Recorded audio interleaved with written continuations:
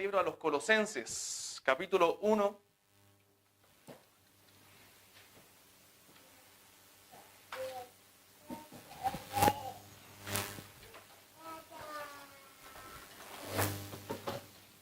Colosenses capítulo 1. El día de hoy vamos a ver desde el versículo 3 hasta el verso 8 de ese pasaje. Colosenses capítulo 1, verso 3 al 8. La semana pasada hicimos una introducción a este maravilloso libro, ¿cierto? Que nos fue bastante ayuda para poder entender un poco el contexto. Pero hoy vamos a ver un sermón relacionado con, como les dije, desde el verso 3 hasta el verso 8, ¿cierto? Que tiene relación con el tema de ser cristianos, hermanos, agradecidos del Señor. ¿Cuánta falta hoy día hay de cristianos agradecidos con nuestro Señor? Vamos a orar a Dios para luego dar lectura a estos versículos de la palabra.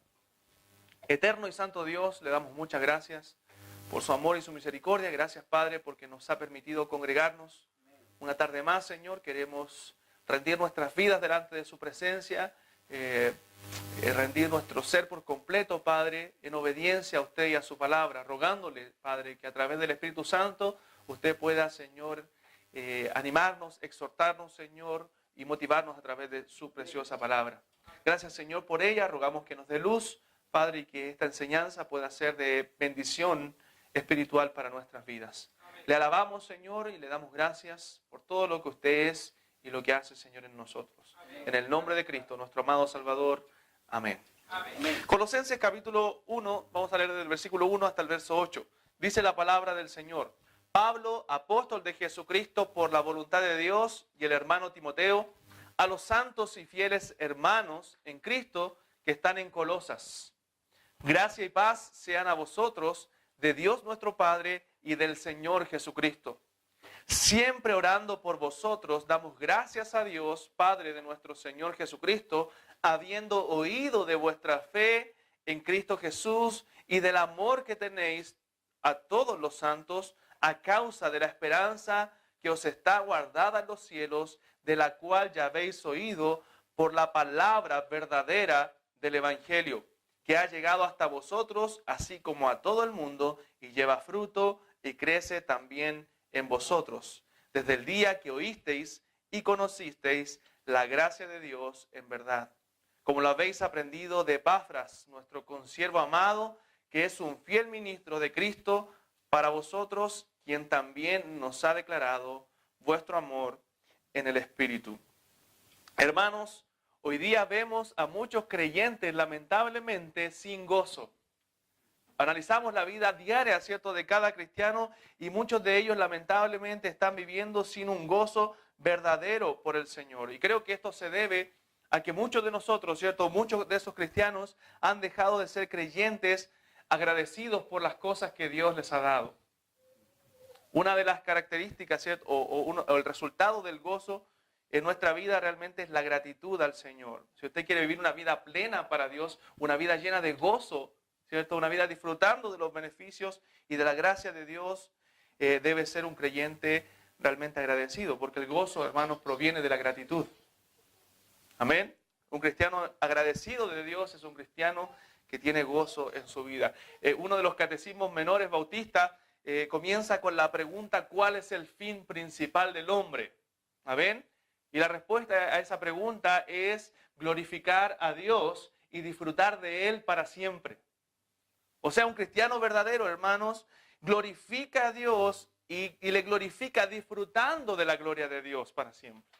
Disfrutando de Él, disfrutando de las bendiciones espirituales que hay en Cristo. Nosotros no vivimos una vida llena de leyes, ¿cierto?, que nos quitan el gozo y que las cumplimos por obligación, ¿cierto?, y que las hacemos porque tememos a ir al infierno si no cumplimos ciertas leyes. No, hermano, nosotros no vivimos así como creyentes. Nosotros vivimos con gozo, cumpliendo la voluntad del Señor, porque sabemos que ese es el fin principal del hombre y que eso nos ayuda, ¿cierto?, a disfrutar de la gloria de Dios.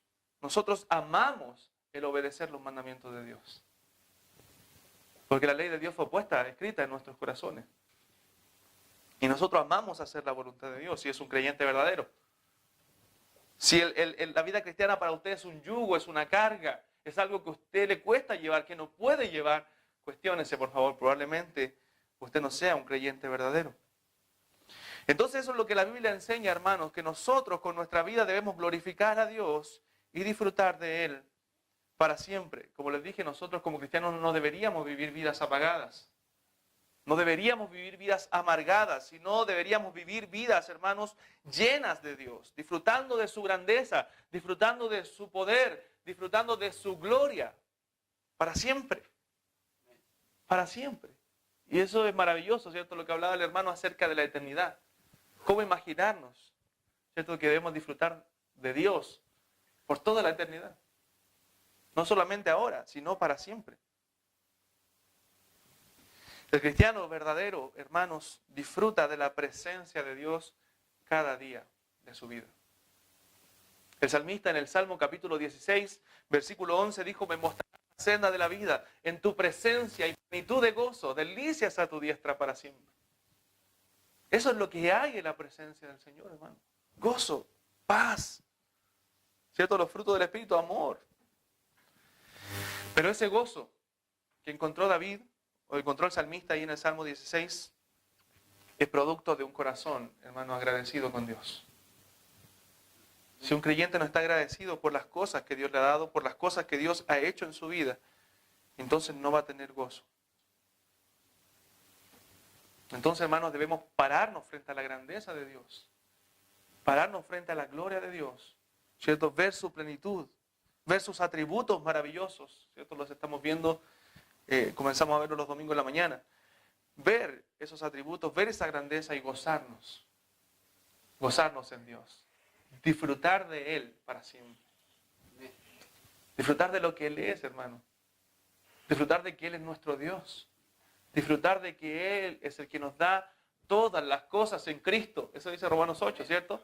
¿Cómo nos recibiremos con Él también todas las cosas? Y eso es lo que Pablo le hace ver a los colosenses. Pablo les muestra, hermano, que no hay nada más grande que Cristo, que en Él, como vimos en la parte introductoria, habita corporalmente toda la plenitud de la deidad. Amén. Que Él es la imagen, Cristo, del Dios invisible. Y que aparte de Cristo no necesitan nada más, absolutamente nada. Amén. Entonces, hermanos, para poder ser creyentes agradecidos, debemos saber y entender que no hay nada más grande que nuestro Señor Jesucristo. Contemple su gloria, contemple su grandeza, y usted va a decir: ¡wow! ¡Qué maravilla! ¡Qué grande es nuestro Dios! Y va a comenzar a sentir gratitud. Mira a su alrededor. Comienza a recordar lo que Dios ha hecho, hermano. Nos parecemos mucho siempre, y siempre lo ponemos como ejemplo en las conversaciones al pueblo de Israel. Que Dios había hecho tantos milagros, tantas grandezas, hermanos, en la vida de este pueblo, pero aún así su corazón, ¿cierto?, se volvía tras la incredulidad y tras otros dioses. Es por eso que en Deuteronomio vemos constantemente la advertencia de Dios a este pueblo diciendo: cuídate de no olvidarte de Jehová tu Dios, que te sacó de la tierra de Egipto, de casa de servidumbre.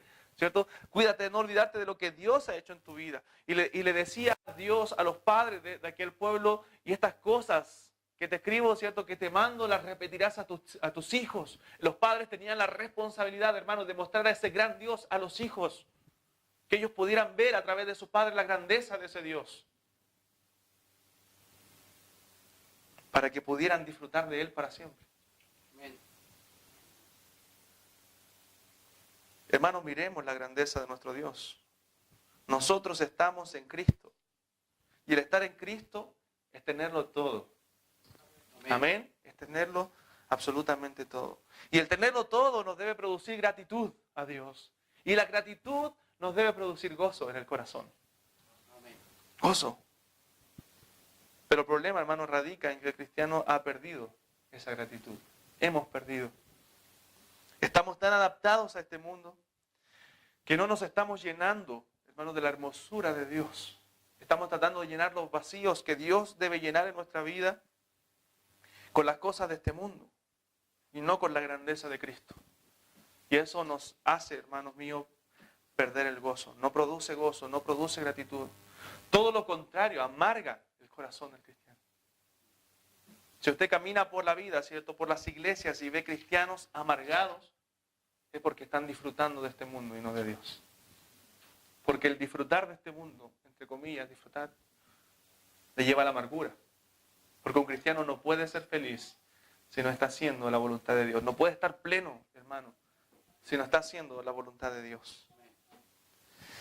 Hermano, entonces es fácil identificar a un cristiano que no está viviendo para Dios. Es fácil identificar a un cristiano que no está haciendo la voluntad de Dios, porque él está amargado, está apagado. Ve a esos cristianos apagados dentro de la iglesia, que solamente son oyentes que van y vienen los días de culto y a veces no vienen incluso los cultos.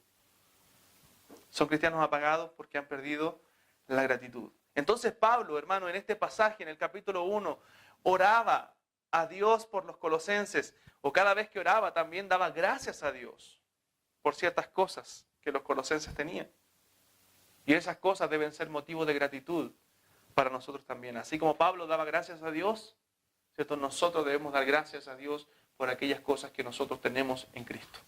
Amén. O que Dios nos ha dado, y las que vamos a detallar ahora. Y mire algo muy simple. Primero, hermanos, debemos ser agradecidos de Dios, en el versículo 3, por las oraciones de los hermanos. Yo doy gracias a Dios, hermano, y doy gracias a ustedes también, cada una de las personas que ora por mí. ¿Sabe por qué? Porque lo necesito mucho. Lo necesito mucho. Hermano, a veces cuando hay personas que necesitan ayuda y nosotros quizás materialmente, económicamente, incluso en el ámbito familiar no podemos prestarle ayuda, nos sentimos coartados, ¿cierto? Porque quisiéramos ayudar a nuestro hermano que amamos, pero no podemos hacerlo. Entonces, como última opción, nosotros le decimos, pero bueno, voy a orar por ti. Pero eso debe ser lo primero. Porque lo más importante, lo que más va a ayudar a ese creyente es su oración. No su dinero, no sus consejos, la oración primero que todo. Aunque también puede ayudar con otras cosas. Pero la oración es lo más importante. Es por eso que debemos dar gracias a Dios por cada persona que usted sabe que ora por usted. Versículo 3 dice, siempre orando por vosotros. Damos gracias a Dios, Padre de nuestro Señor Jesucristo. Hermano, Pablo en sus oraciones, él daba gracias a Dios por los colosenses, por lo que Dios había hecho en ellos. En el verso 9, mire, si se salta el verso 9 que veremos la próxima semana, si Dios lo permite. Dice, por lo cual también nosotros, desde el día que lo oímos, no cesamos de orar por vosotros y de pedir que seáis llenos del conocimiento de su voluntad en toda sabiduría e inteligencia. Entonces el verso 9 nos dice que Pablo no cesaba de orar por ellos. ¿Para qué, hermano? Para que sean llenos del conocimiento de Dios. Y ahora vemos en todas las cartas de Pablo, en todas sus epístolas, ¿cierto?, que él tenía un compromiso verdadero de orar por todas las iglesias, ¿cierto?, que él había formado, ya sea directa o indirectamente. La iglesia de Colosas la formó indirectamente, ¿cierto? Él ganó probablemente a Epafras para Cristo y Epafras fue a comunicar el evangelio a aquel lugar. Pero hermano, Pablo tenía un compromiso con la oración, de orar por las iglesias.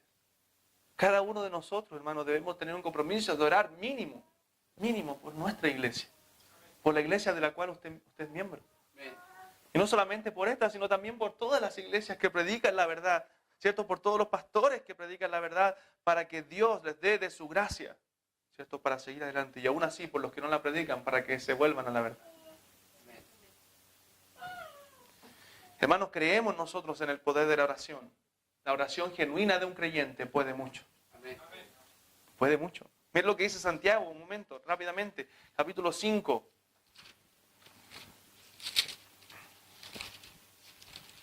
Santiago capítulo 5, verso 16.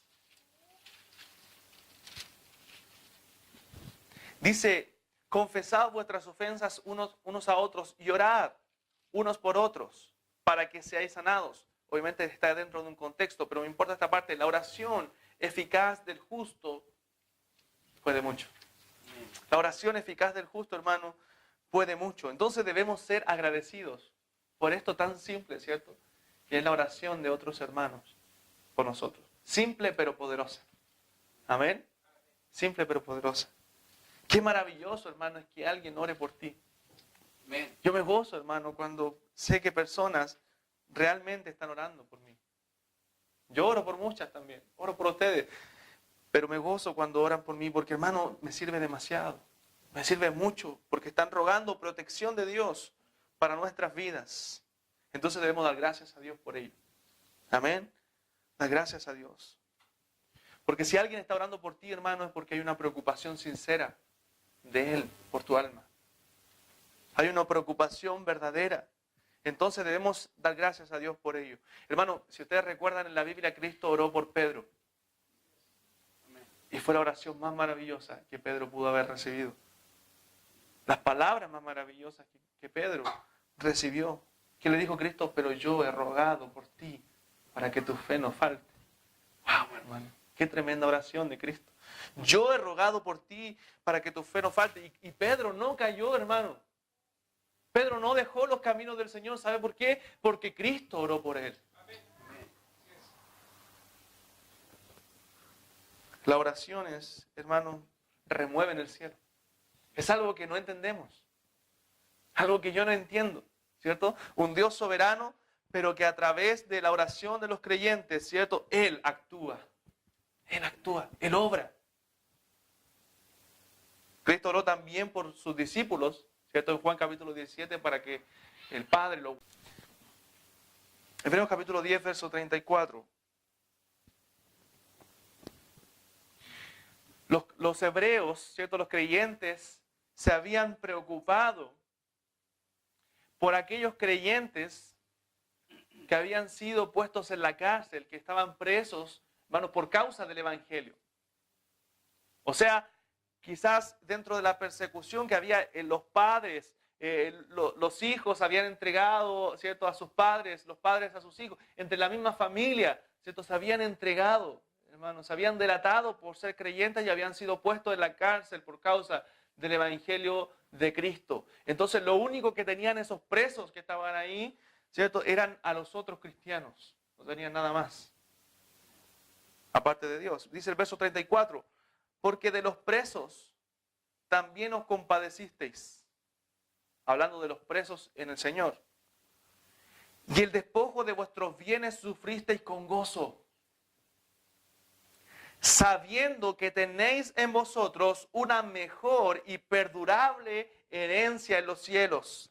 No perdáis pues vuestra confianza, que tiene grande galardón, porque os es necesaria la paciencia para que, habiendo hecho la voluntad de Dios, obtengáis la promesa. Miren qué tremendo pasaje de la Escritura, hermano. Estos hombres se despojaban de sí mismos, se despojaban de todo lo que tenían por ayudar a otros. ¿Saben por qué? Porque tenían algo mejor arriba en los cielos.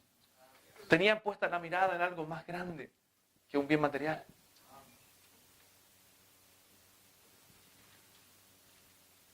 Y le dice el escritor de Hebreos, no perdáis pues vuestra confianza, que tiene grande galardón. Porque os es necesaria la paciencia para que, habiendo hecho la voluntad de Dios, obtengáis la promesa. Hermanos, que Dios nos halle haciendo su voluntad hasta que Él venga. Amén.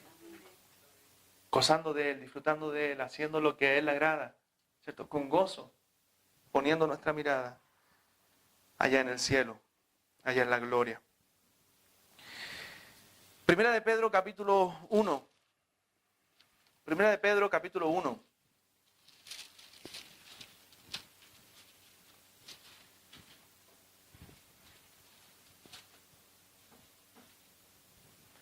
Aún el amor que tenemos entre hermanos o por los hermanos debe estar enraizado en esa esperanza. Mira a su lado y pasaremos la eternidad, hermano, con todos los hermanos que usted ve acá, si somos todos creyentes verdaderos. Estaremos toda la eternidad. Comencemos a servirnos unos a otros, a amarnos unos a otros ahora. Ahora. Versículo 3 del capítulo 1 dice, bendito el Dios y Padre de nuestro Señor Jesucristo, que según su grande misericordia nos hizo renacer para una esperanza viva. Hermanos, renacimos en el Señor, nacimos de nuevo para una esperanza viva por la resurrección de Jesucristo de los muertos, para una herencia incorruptible, incontaminada e inmarcesible, reservada en los cielos para vosotros, que sois guardados por el poder de Dios mediante la fe, para alcanzar la salvación que está preparada para ser manifestada en el tiempo postrero. ¿Qué mayor motivo de gratitud, hermanos míos, tenemos?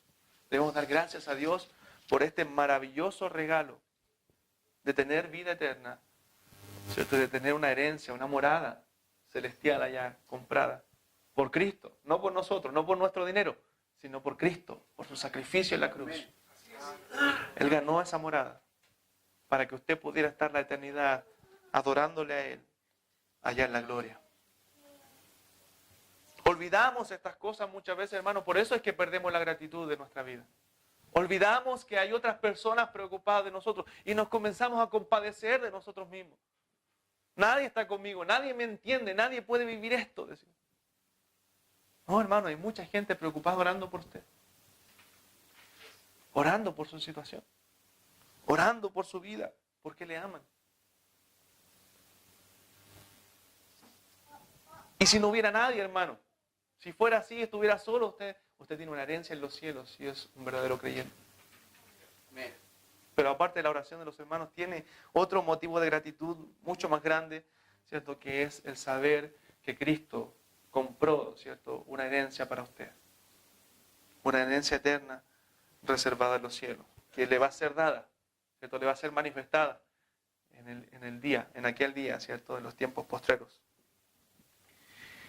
Cuarto, debemos también ser agradecidos de haber oído y de oír el verdadero evangelio. Ese debe ser un motivo de gratitud también, hermanos, de haber oído y de haber conocido el verdadero evangelio. Versículo 5 dice: a causa de la esperanza que os está guardada en los cielos, de la cual ya habéis oído por la palabra verdadera del evangelio, que ha llegado hasta vosotros, así como a todo el mundo, y lleva fruto, y crece también en vosotros desde el día que oísteis y conocisteis la gracia de Dios en verdad. Como lo habéis aprendido de Epafras, nuestro consiervo amado, que es un fiel ministro de Cristo para vosotros, quien también nos ha declarado vuestro amor en el Espíritu. Entonces, hermanos, por último debemos agradecer a Dios de haber oído y de estar, ¿cierto?, en el Evangelio verdadero de Cristo. Gracias a Dios, hermano, por tener la verdad de su palabra. Amén. Porque sin ella, ¿cierto?, no tendríamos guía. Ella es nuestra lámpara, nuestra luz que alumbra nuestro camino, dice la Biblia, ¿cierto? El salmista dijo: lámpara es a mis pies tu palabra y lumbrera a mi camino. Entonces debemos ser agradecidos de Dios por la verdad, por su palabra. También agradecidos de aquellas personas que Dios ha levantado, ¿cierto? Agradecidos de Dios por aquellas personas que ha levantado para predicar la verdad. Aquellos que van a predicarla fielmente hasta el fin. Y orar, hermanos, por aquellas personas, por aquellos obreros. Cuando yo conozco un gran predicador de la palabra de Dios, yo oro por él para que Dios lo guarde, para que no caiga en tentación, para que Dios le cuide de todo lo que el diablo pueda ofrecerle. Y orar también por más obreros. Esa es nuestra necesidad y nuestra oración constante. Orar por más obreros para que se levanten a predicar la verdadera palabra de Dios. Me encanta un versículo y siempre lo recomiendo por ahí cuando alguien me habla acerca de predicación, que dice, según a los Corintios, no somos como muchos, dice la Biblia. No somos como muchos que medran falsificando el evangelio. Eso quiere decir que roban, hermano, falsificando el evangelio. Sino que de parte de Dios, no, sino que con sinceridad, dice. Esa palabra es muy importante. Con sinceridad, como de parte de Dios y delante de Dios hablamos en Cristo. Esa debe ser la conciencia de un predicador cada vez que se suba a un púlpito. Como de parte de Dios y delante de Dios. Dios te está mirando cada vez que predicas. Yo muchas veces me pregunto, si Cristo estuviera aquí sentado, ¿Él diría amén a lo que yo estoy predicando? O diría, no, eso está fuera de contexto. Nunca lo quise decir, nunca lo dije. Tú estás inventando. Como de parte de Dios. Somos enviados de Dios, de parte de Dios. Pero también delante de Dios, hermano. Con una conciencia de que Dios es el que está viéndonos. Hablamos en Cristo. Entonces debemos orar por obreros que prediquen la verdad. Hermanos, Si en una iglesia se está predicando un evangelio donde no está la cruz de Cristo, entonces ese no es un evangelio, no es de Dios. Aunque, dijo un hombre por ahí, aunque haga llover oro del cielo todos los días, no es el evangelio. No es el evangelio de Cristo. La fe viene por el oír y el oír por la palabra de Dios. Debemos predicar fielmente el mensaje del evangelio, el mensaje de la cruz, la palabra de la cruz. Es locura a los que se pierden, pero a los que se salvan, esto es a nosotros, ¿recuerdan? Es poder de Dios.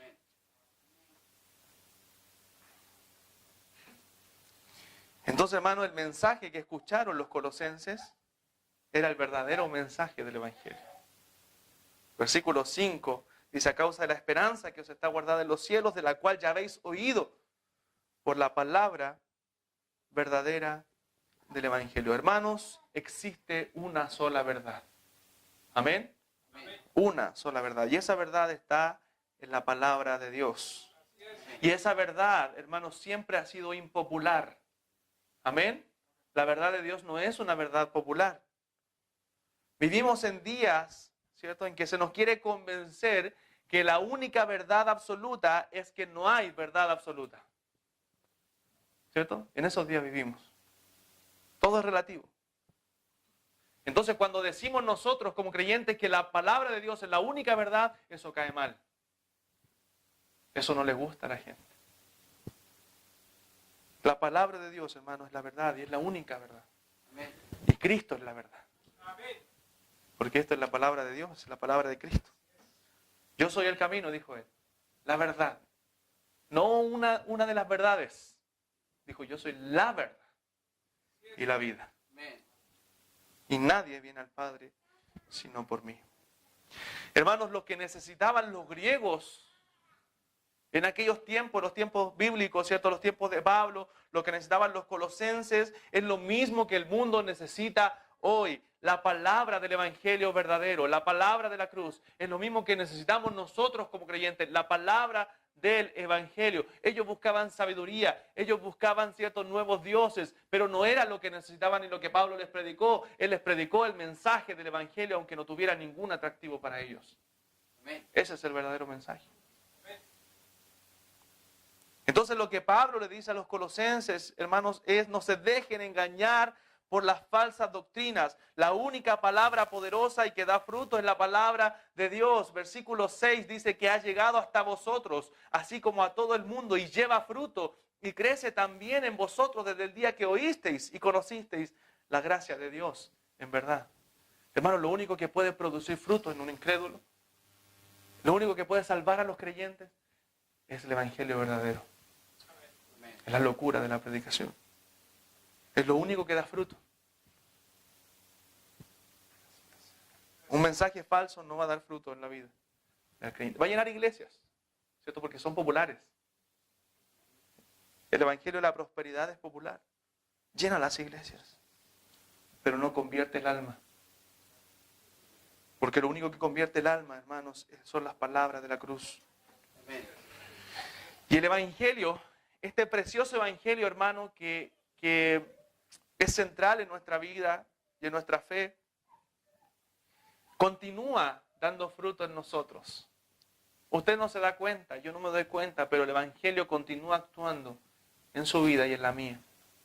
Continúa dando fruto. Eso lo dijo Pablo a los colosenses. Dice, y lleva fruto y crece también en vosotros desde el día que oísteis y conocisteis la gracia de Dios en verdad. El evangelio es todo para nosotros. El evangelio es el plan de redención del hombre que Dios traza, ¿cierto?, desde Génesis hasta Apocalipsis. El evangelio es la A hasta la Z, hermano, de la vida cristiana. El evangelio no es solamente para predicárselo a las personas que no tienen a Cristo. Cada día nosotros debemos vivir y predicarnos el evangelio. Cada día. Porque el evangelio continúa dando fruto. La cruz de Cristo nos va a llevar, el recordar la cruz de Cristo nos va a llevar a ser agradecidos. Vamos a dar gracias al Dios que murió por nosotros. Epafras se convirtió al Señor, ¿cierto? Dios lo transformó con la predicación, ¿cierto?, verdadera del evangelio a través de Pablo. y él fue a predicar el evangelio a Colosas, ¿cierto? A la Odisea probablemente, y se levanta una iglesia. Mire la bendición del Señor. Era un hombre fiel, se convirtió, ¿cierto? Fue transformado. Va a predicar, hace lo que todo creyente debe hacer, ir a predicar a donde él vivía. ¿Y qué pasó, hermano? Se levanta una iglesia, se convierten pecadores. Porque donde se predica el evangelio verdadero, hermano, pecadores van a venir a Cristo. Y esa misma verdad, ese mismo evangelio, es la misma verdad que debemos nosotros seguir hoy día. Es la misma verdad que va a convertir a los creyentes. Amén. La locura de la predicación. No debemos actualizarnos, como hablábamos la semana pasada. No debemos modernizar el evangelio, sino que debemos predicar la vieja historia, como dice el himno. Cuán bella es esa historia, ¿cierto? Aquella antigua historia, aquel mensaje de la cruz, nos debe llevar, hermanos, a ponernos de rodillas y agradecer a Dios con todo nuestro corazón por lo que Él ha hecho en nosotros. En nosotros. Debemos agradecer a Dios su amor con todo nuestro corazón. Agradecer la transformación que Él ha hecho en nuestra vida, la fe que ha puesto en nuestro corazón, el amor que ha puesto.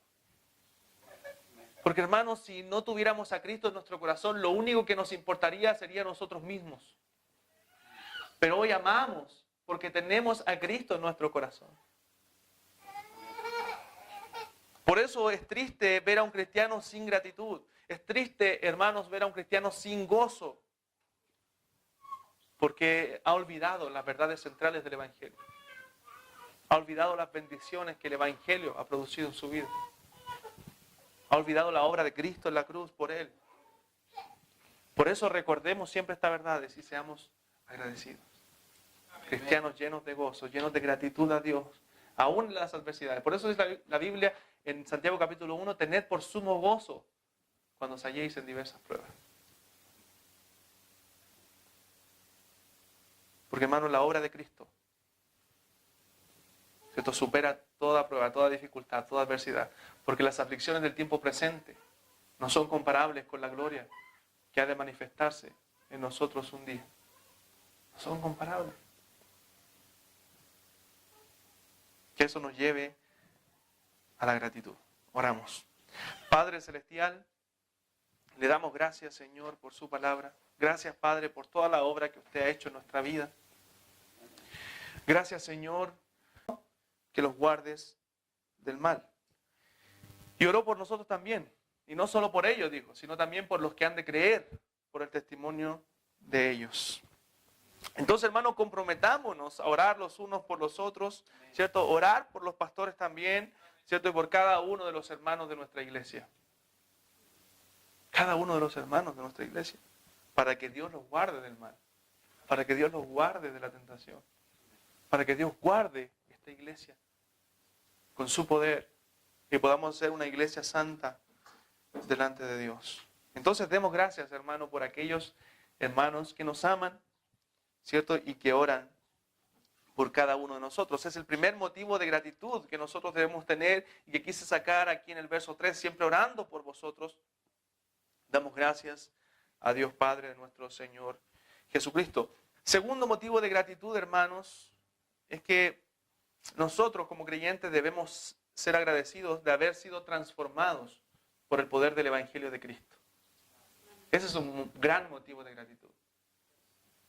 Agradecer a Dios por haber sido transformados por el poder del Evangelio de Cristo. Versículo 4 dice el libro de los Colosenses, aquí el capítulo 1, habiendo oído de vuestra fe en Cristo Jesús y del amor que tenéis a todos los santos. Versículo 8, quien también, hablando de Epafras, nos ha declarado vuestro amor en el Espíritu. Entonces Pablo en sus oraciones, él daba gracias a Dios, hermanos, por oír de la fe y el amor que tenían los colosenses. O sea, de la transformación que Dios había hecho en sus vidas. Daba gracias a Dios por ellos. A pesar de que en su carta les aconseja que tuvieran cuidado de las falsas doctrinas que estaban en un riesgo de que estas doctrinas que nombramos la semana pasada pudieran entrar a la iglesia, Pablo daba gracias aún así a Dios porque ellos aún no habían caído, ¿cierto? No se habían dejado contaminar todavía por las falsas doctrinas, sino que tenían un buen testimonio de fe y de amor. O sea, Dios había hecho una verdadera transformación en la iglesia de los colosenses. Ahora, lo que debemos mencionar en esto es que los colosenses eran griegos, ¿recuerdan? Que dijimos la semana pasada. Por lo tanto, hermano, al ser griegos, ellos estaban, antes de conocer a Cristo, sumergidos en la cultura griega, en la filosofía griega y en la idolatría que había, ¿cierto?, en este país. Vimos que a ellos les encantaba oír cosas nuevas, andaban en búsqueda de sabiduría humana, ¿cierto?, en búsqueda de escuchar hablar acerca de nuevos dioses. Eso dice Hechos capítulo 17, cuando Pablo estaba en Atenas. Ellos querían oír acerca de nuevos dioses. Había una idolatría tremenda, una cantidad de dioses tremendos, ¿cierto? Tenían estos colosenses, o los griegos en sí. Entonces, hermanos, era de admirar la transformación que Dios había hecho en los colosenses. Ellos eran depravados, ¿cierto? La idolatría la había llevado a la depravación, a la sodomía incluso, hermanos. Muchos dioses le llevaban a eso. Entonces, ese era el estado de los colosenses antes de conocer a Cristo. Un trasfondo religioso, pero muy contaminado a la vez, muy contaminado. Entonces, por eso es importante notar esto, de que Pablo daba gracias a Dios de la fe y del amor, o sea, de la transformación que Dios había hecho en estos hombres, del cambio que habían experimentado esta iglesia como creyentes. Mira el capítulo 1, pero el verso 23, hermanos, un momento. Versículo 23. Dice, versículo 21.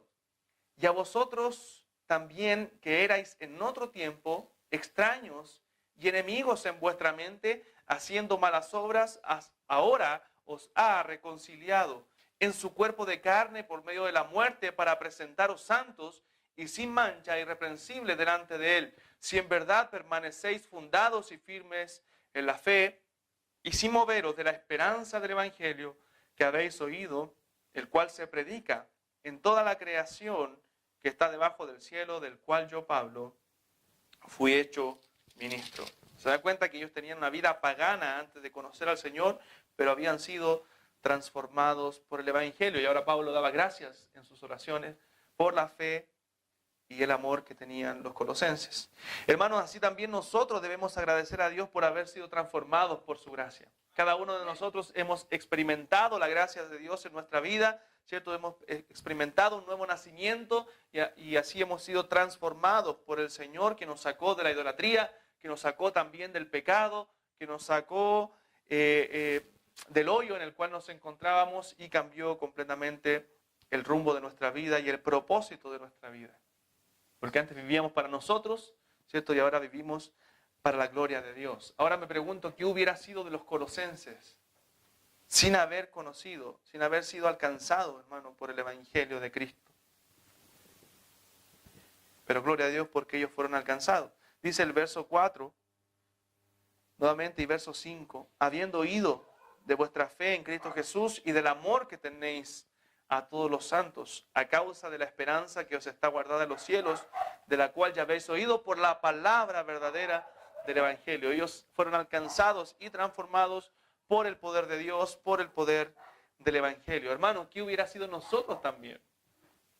¿O qué sería de nosotros hoy si no hubiéramos sido alcanzados por el poder de Dios? Trate de pensar cómo sería su vida sin Dios y sea agradecido. Seamos agradecidos de lo que Dios ha hecho. ¿Qué hubiera sido nuestras vidas, cierto, si la ira de Dios hubiera estado todavía sobre nosotros? Si nuestro camino hubiera sido un camino de maldad, ¿qué hubiera sido nosotros? Entonces, que eso, hermano, nos lleve a la gratitud, a dar gracias a Dios por la fe que ha sido una vez dada a los santos. Amén. Por la cual debemos combatir, dice la Biblia, ardientemente. Dar gracias a Dios por ese don maravilloso de la fe. Y gracias también a Dios por su grande amor, ¿cierto? Con que nos amó y por eso nos rescató de la condenación. Entonces, hermanos, es importante la fe, es importante el amor dentro del creyente. Son virtudes, ¿cierto?, maravillosas que Dios nos ha dado a nosotros para que las practiquemos. Los colosenses se amaban entre sí. Eso dice, ¿cierto? Y del amor, versículo 4, la parte B, que tenéis. ¿A quién? ¿Están ahí o no? Verso 4, la segunda parte del versículo. Y del amor que tenéis a todos los santos. Hermano, esa es la marca verdadera de la salvación. Si un creyente no tiene amor, dice la Biblia que no ha conocido a Dios. No conoce a Dios, porque Dios es amor. Entonces un creyente que no practica el amor, que no se ve el amor de Dios en su vida, entonces no le ha conocido. Esa es una marca de una verdadera conversión, de una verdadera salvación. Y los colosenses se amaban entre sí, amaban a sus hermanos en Cristo, y de eso Pablo daba gracias en sus oraciones. Pero como tercera cosa, hermanos, de por qué tenemos que ser agradecidos. Verso 5, por favor. Tenemos que ser agradecidos de la herencia eterna que tenemos en los cielos. Amén. De la herencia eterna reservada para nosotros en los cielos. Verso 5. A causa de la esperanza que os está guardada en los cielos. Mire, si leamos el verso 4 para conectar la idea. Habiendo oído de vuestra fe en Cristo Jesús y del amor que tenéis a todos los santos, a causa de la esperanza que os está guardada en los cielos. Y esto es realmente maravilloso. Porque nosotros, hermanos, que nos convertimos al Señor, nos convertimos para esperar. Amén, para esperar. Ahora, ¿esperar qué? La venida de nuestro Señor Jesucristo. Amén. Nosotros como creyentes esperamos la venida de nuestro gran Dios y Salvador Jesucristo. Esa es una esperanza. Amén. Y aquí se unen tres grandes virtudes que la Biblia menciona y les da mucha importancia. La fe, el amor, ¿cierto?, y la esperanza. Amén. La fe, el amor y la esperanza que tenían los colosenses. Y de eso Pablo daba gracias a Dios. Los menciona también estas virtudes, ¿cierto?, en otros de sus cartas. Por ejemplo, cuando habla del amor, ¿cierto?, en el capítulo 13 de 1 Corintios. Y dice, ahora permanecen la fe, la esperanza y el amor. Amén. Entonces, hermanos, esa esperanza que tenían los colosenses es lo más grande que puede tener un creyente verdadero. Esa esperanza llevó al apóstol Pablo a desgastarse en este mundo por aquellos que no conocían a Cristo, para alcanzar un día la gloria de Cristo, para alcanzar un día esa esperanza de gloria que estaba reservada en los cielos. Él decía, para mí el vivir es Cristo, ¿cierto? Y el morir es ganancia, hablando de la esperanza que él tenía. Entonces, esa esperanza, hermano, el poner los ojos arriba, el poner los ojos en el galardón, el poner los ojos en esta esperanza, llevó a Pablo a desgastar su vida para Cristo en este mundo. Él estaba entregado por entero, dice la Biblia, a la predicación en algunos momentos. Entregado por entero para servir a Cristo, porque tenía puesta su mirada en la esperanza.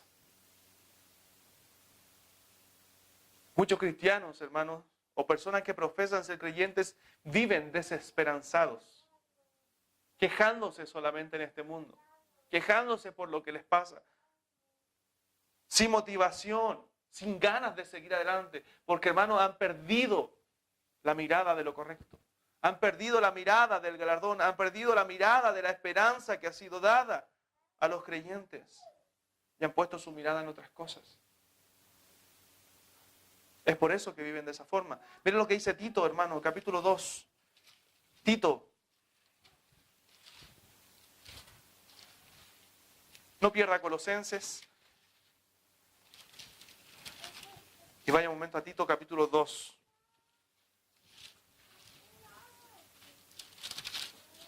Versículo 11 en adelante dice, porque la gracia de Dios se ha manifestado para salvación a todos los hombres, enseñándonos que renunciando a la impiedad y a los deseos mundanos vivamos en este siglo sobria, justa y piadosamente, aguardando la esperanza bienaventurada y la manifestación gloriosa de nuestro gran Dios y Salvador Jesucristo, quien se dio a sí mismo por nosotros para redimirnos de toda iniquidad y purificar para sí un pueblo propio, celoso de buenas obras. Esto habla y exhorta, reprende con toda autoridad, nadie te menosprecie.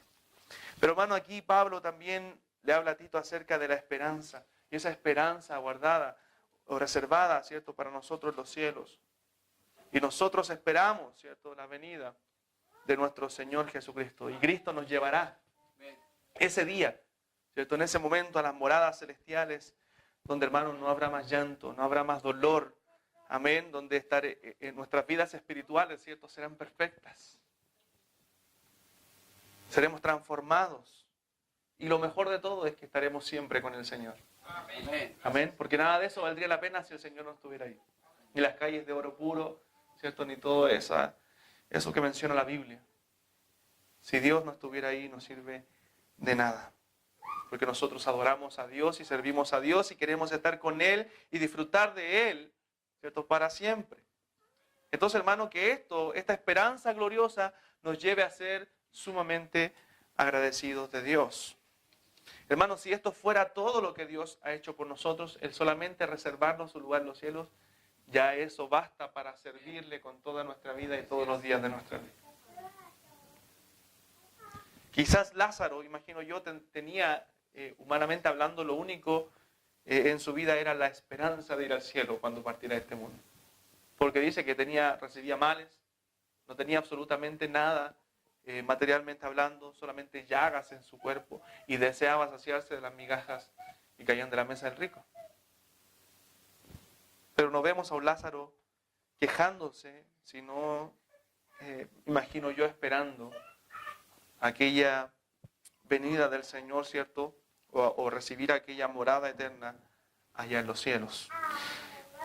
Busque Romanos capítulo 8, versículo 18, por favor. Un tremendo versículo, me encanta ese pasaje. Sabemos que Cristo fue a preparar lugar para nosotros, dijo Él, para que donde Él está, nosotros también estemos. Debemos, hermanos, estar anclados en esa esperanza. Amén. Aún en medio de la prueba, aún en medio de la dificultad, aún en medio de la tentación, anclados en la esperanza de que Cristo va a redimirnos, Cristo va a salvarnos, Cristo va a rescatarnos, a liberarnos de este cuerpo de muerte para ser transformados y recibir la herencia reservada ya en la gloria. Y dice Romanos 8:18, por favor lea conmigo. Las aflicciones del tiempo presente no son comparables con la gloria venidera que en nosotros ha de manifestarse. Hermanos, las aflicciones de este mundo, cualquier cosa que sea terrible para ustedes en este mundo, no son de compararse con la gloria que ha de manifestarse en nosotros un día. Amén, la gloria venidera. Cristo viene. Y esa es nuestra esperanza. Y esa esperanza debe llevarnos a ser agradecidos. La fe, el amor, hermanos, vienen a causa de la esperanza.